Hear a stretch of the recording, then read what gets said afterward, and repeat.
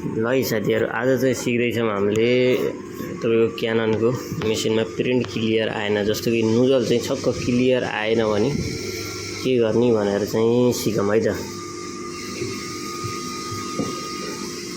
अब यसको लागि चाहिँ हामीले हेड हाल्दैछौँ, किनभने क्लिनिङ डिप क्लिनिङहरू चाहिँ गरिसक्यौँ, यो गरेर पनि हाम्रो प्रिन्ट चाहिँ क्लियर आएको छैन। अब हामीले यसलाई चेन्ज गरौँ हेड। अब हेडमा कस्तो इस्यु आउँछ, हेड हालेर प्रब्लम सल्भ हुन्छ कि नै चाहिँ चेक गरौँ है त। पहिला यो हेडलाई चाहिँ खोलौँ, माथिको स्टिकर हटाइदिने, तलको चाहिँ खोलिदिने, दुईवटा चिज गरिदिने। अनि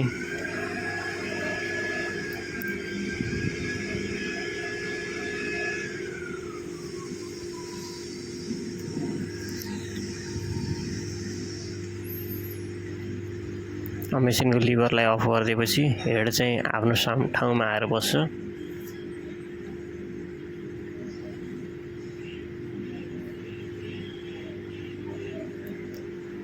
अहिले पावर चाहिँ अन गरौँ, के अरे पावर अरे यसको लकलाई चाहिँ ओपन गरौँ।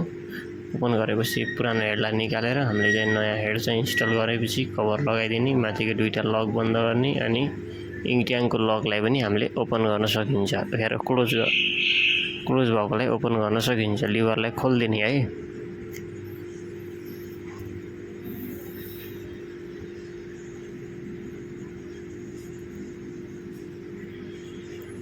अब यसलाई पेपर हालौँ, पेपर सेटिङ गरिदिउँ। अनि चाहिँ हामीले यसलाई नुजल चेक गरेर हेरौँ है त।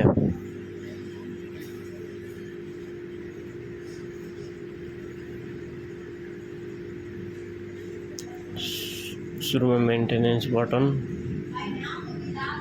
अनि तपाईँको एरो बटन थिचेर मेन्टेनेन्स, अनि नुजल चेकलाई ओके।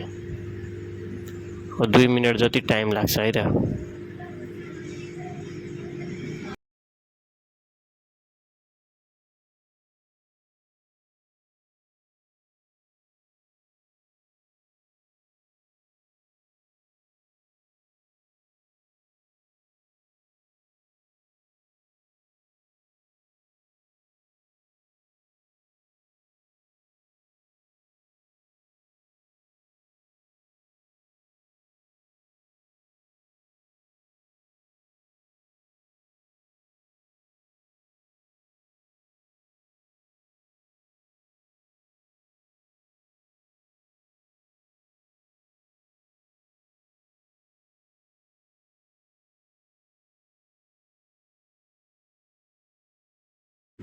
दुई मिनट चाहिँ लाग्यो। अब 2 मिनट पछि चाहिँ पेपर चाहिँ सर 2 मिनटभन्दा अलिकति बढी टाइम लिन्छ चार्ज हुनलाई।